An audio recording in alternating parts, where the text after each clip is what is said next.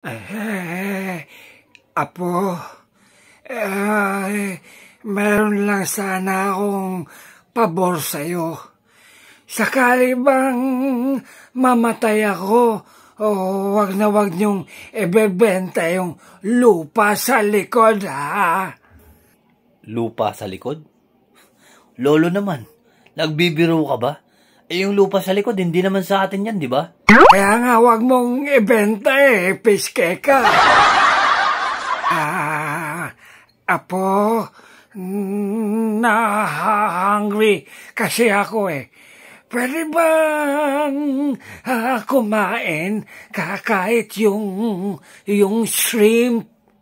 Lolo naman, ayaw namin na may mangyari sa'yo masama.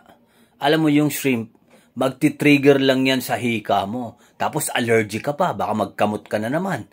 Mataas pa dugo mo. Baka lalong tumaas yan dugo mo. Iba na lang siguro, Lo. Hindi pwede yun. Ano kaya? Yung humba na lang ni Lola mo. Pwede ko bang kainin yung humba? Lo, yung humba na yan, baboy yan, Lo. Tataas at aakyat ang dugo mo, baka atakihin ka, Lo. Mapadali ka lalo. Hindi pa kami ready. Hindi rin pwede. Ang dami naman bawal pag nagkakaedad ka. Ano kayang pwede?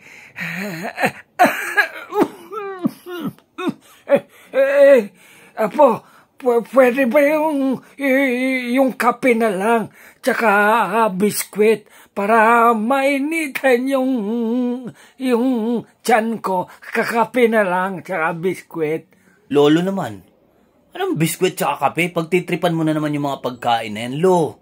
Pag binurol ka, anong ipapakain natin sa mga tao? Anong i-snack ng mga maglalamay sa'yo? Wala tayong papakain. Yung biskwit na yan tsaka kape, para sa kanila yan, hindi naman para sa'yo. Ayop kayo, may hindi pa ready. Tapos, para sa burol ko pala yun. Ayop kayo. Ay!